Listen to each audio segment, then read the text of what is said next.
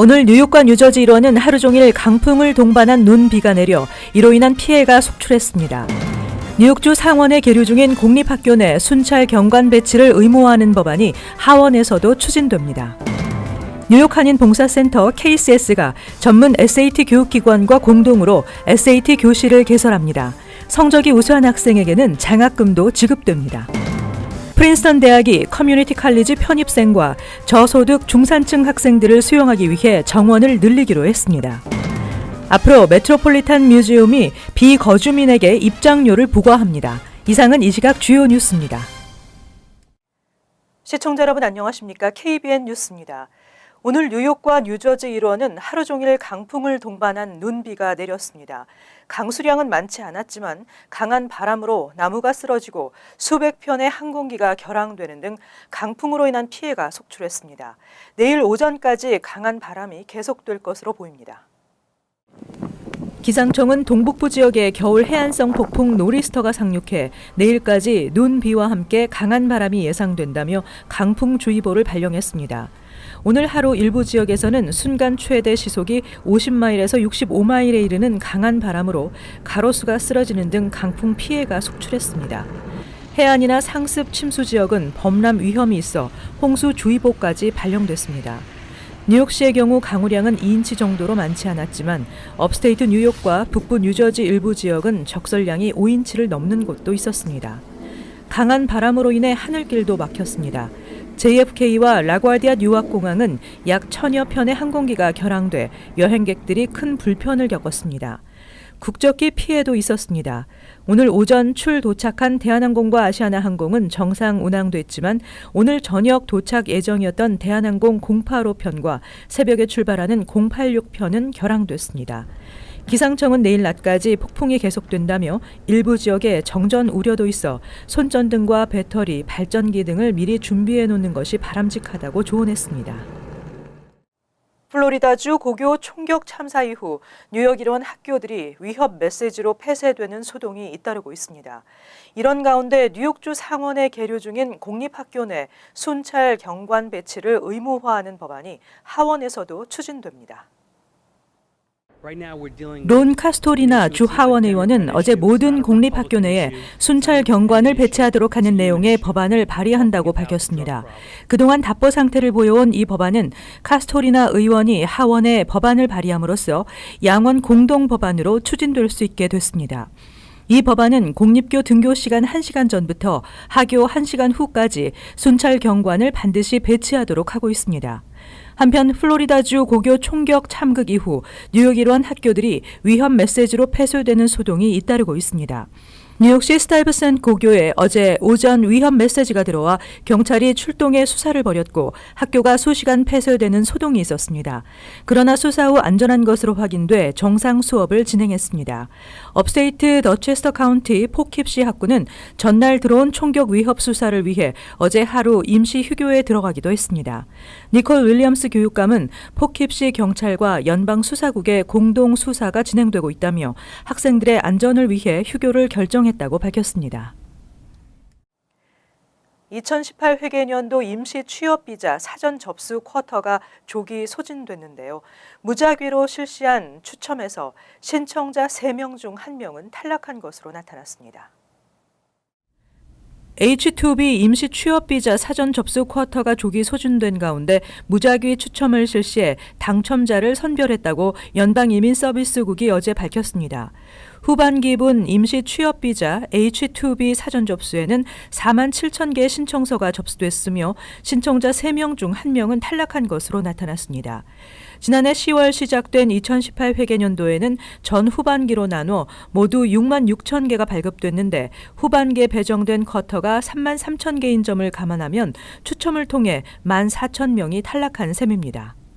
H-2B는 건축, 레저, 호텔, 식당, 의료 분야 등 계절적 수요가 요구되는 광범위한 산업 분야 종사자를 대상으로 하고 있는 임시 취업비자로 전문직 취업비자 H-1B와는 달리 직업 숙련도와 학사 학위 등 요구 조건이 까다롭지 않아 최근 들어 한인 등 취업을 통해 영주권을 취득하려는 이민자들이 빠르게 늘어나면서 갈수록 쿼터 소진이 빨라지고 있습니다. H-2B 적용 대상국은 한국을 포함해 82개국입니다. 이민서비스국은 빠르면 다음 주부터 당첨자들에게 접수증을 발급하며 낙첨자들에게는 신청했던 서류와 신청 수수료를 반환하게 됩니다. 뉴욕 한인 봉사센터 KCS가 전문 SAT 교육기관과 공동으로 SAT 교실을 개설합니다. 저렴한 학비와 다양한 할인 혜택으로 저소득층 한인 가정에게 도움이 될 것으로 보입니다. 성적이 우수한 학생에게는 장학금도 지급됩니다. 지한샘 기자가 전해드립니다. KCS가 SAT 전문 교육기관 어웨이큰 에듀케이션과 공동으로 SAT 교실과 글쓰기 교실을 개설합니다. 어웨이큰 에듀케이션 페이즐리 강 대표는 이번 파트너십을 통해 형편이 어려운 학생들에게 교육의 기회를 제공할 수 있게 돼 기쁘다며 SAT를 준비하는 학생들에게 큰 도움이 될 수 있도록 노력하겠다고 말했습니다. 학원들이 요즘에 보통 학원들 아주 비싸거든요.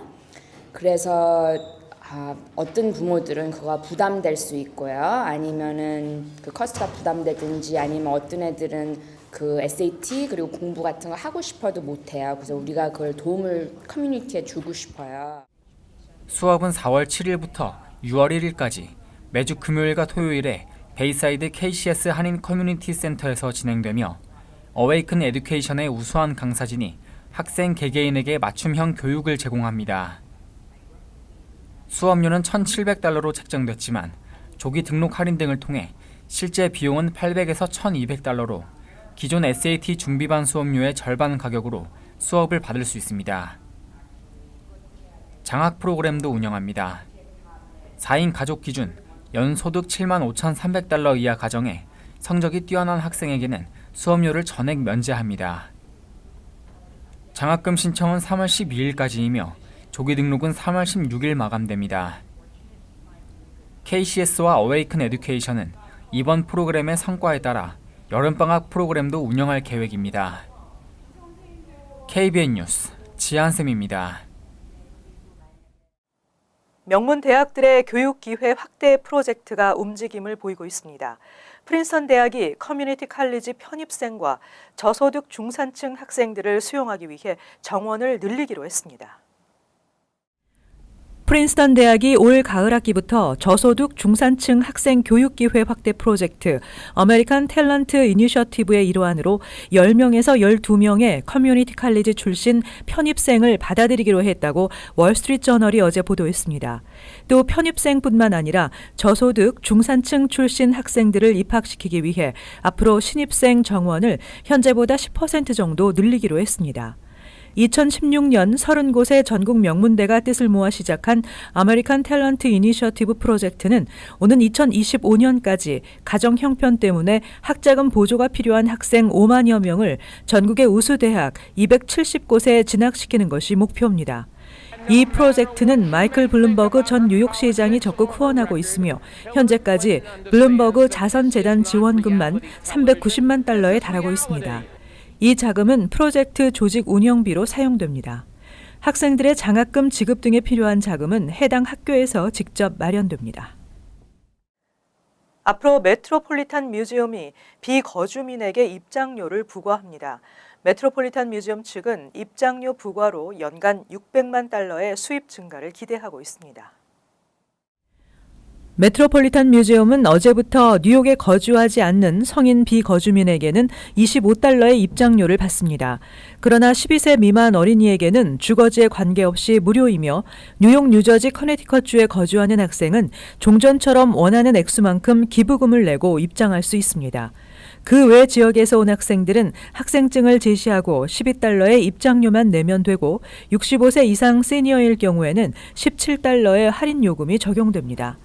메트로폴리탄 뮤지엄 측은 입장료 부과 대신 구입한 입장권은 사흘 동안 유효하도록 했습니다. 한편 메트로폴리탄 뮤지엄은 이용객들의 편의를 위해 그레이트홀 내에 14개의 티켓 판매 키오스크를 새로 설치하고 아이패드를 지참한 직원에게는 즉석에서 입장권을 구매할 수 있도록 했습니다. 메트로폴리탄 뮤지엄은 1870년 개관 이후 150년 가까이 무료 입장 정책을 이어왔습니다. 뉴저지주 주민들의 삶의 질 수준이 최하위권 수준으로 조사됐습니다. 뉴욕주는 뉴저지보다는 높지만 전국 평균 수준 이하로 평가됐습니다. 전국 삶의 질 평가에서 뉴저지주는 미 전국 50개 주 가운데 49위를 기록했다고 US 뉴스 앤드 월드 리포트가 어제 발표했습니다. 최하위는 캘리포니아가 차지했습니다. 이번 조사는 사회 환경과 자연 환경 등 7가지 지표를 토대로 실시했는데 뉴저지주는 사회적 지원 부문 49위, 산업 독성 물질 발생 정도 46위, 지역사회 참여 45위, 투표 참여 45위 등 전반적으로 최하위권을 차지했습니다. 반면 상수도 수질과 대기 오염에 따른 건강 위협 등은 각각 16위와 18위를 기록했습니다. 뉴욕주는 37위로 뉴저지보다는 높았지만 전국적으로는 평균 수준 이하로 평가됐습니다.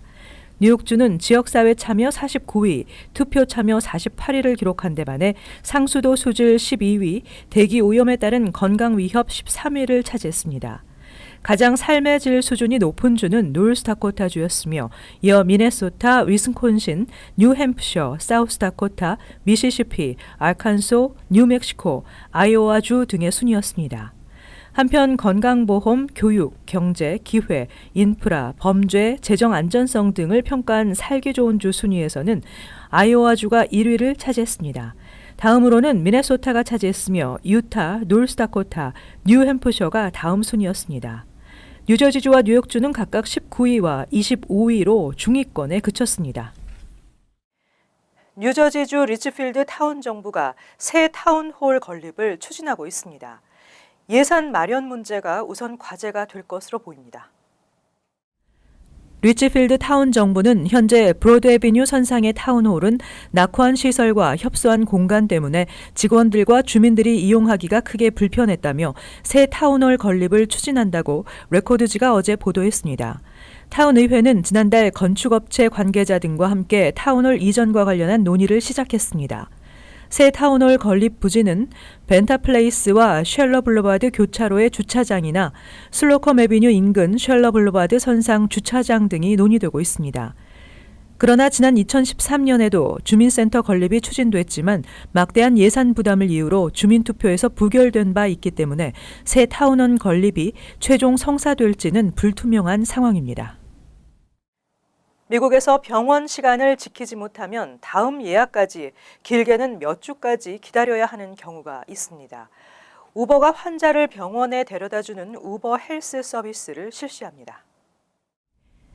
차량 공유업체 우버가 의료기관들과 파트너십을 맺고 의료기관이 직접 환자의 탑승 예약을 해주는 시스템인 우버 헬스를 발표했습니다. 우버는 교통운송 문제로 병원 약속을 지키지 못하는 환자가 1년에 360만 명에 달한다며 만성질환으로 고생하는 환자를 포함해 취약 인구층을 위해 우버 헬스 서비스를 실시한다고 전했습니다. 이 서비스는 진료 후 다음 약속을 잡을 때 병원 측에서 아예 우버 탑승 예약까지 미리 해주며 환자는 우버의 차종과 연락처를 문자 메시지를 통해 받게 됩니다. 이 서비스는 최소 몇 시간 전, 최대 30일 전에 예약이 가능하고 가격도 저렴하다고 합니다. 우버 측은 환자가 병원 약속 시간을 맞추도록 하는 신뢰할 만한 서비스를 제공하는 게 우버 헬스의 취지라고 밝혔습니다. 한편 응급 상황인 경우 우버보다는 911 등을 이용할 것을 당부했습니다.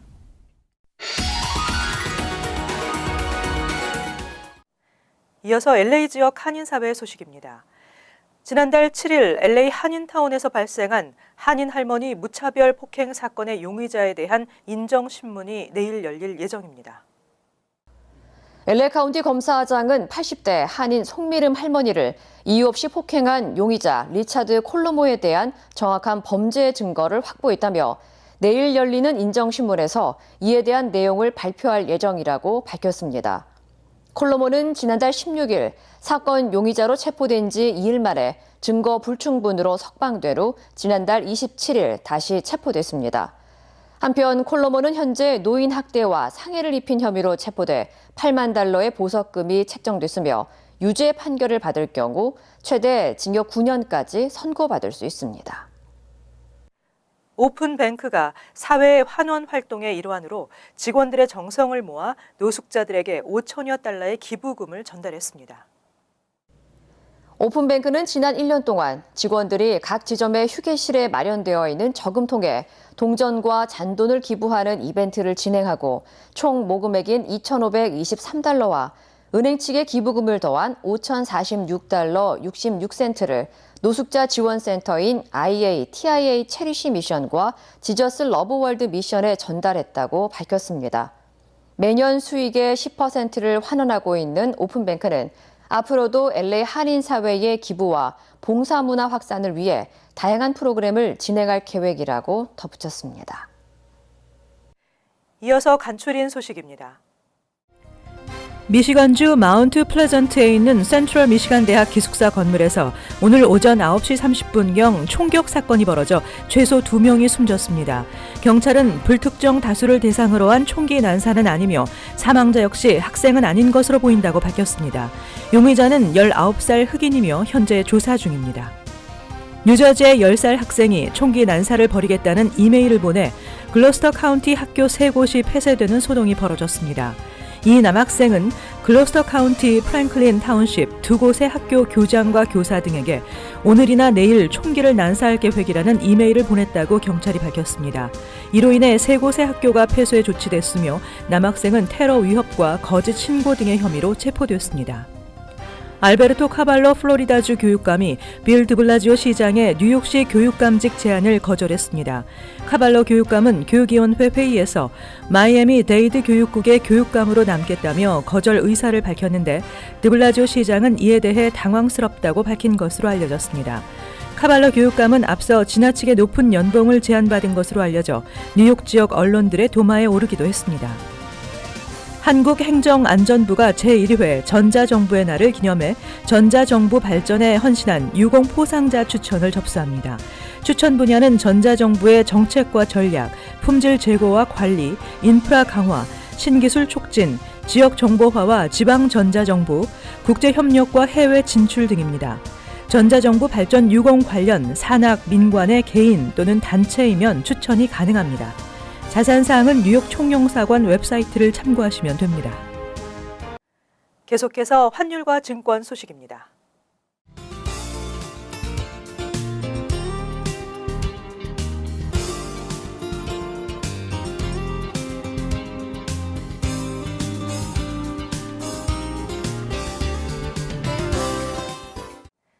끝으로 날씨 전해드립니다.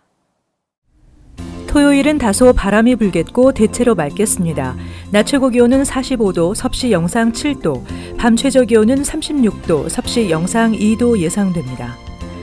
일요일 대체로 맑겠습니다. 월요일도 역시 대체로 맑은 날씨 예상됩니다. 이상으로 KBN 뉴스를 마칩니다. 시청해주신 여러분 고맙습니다.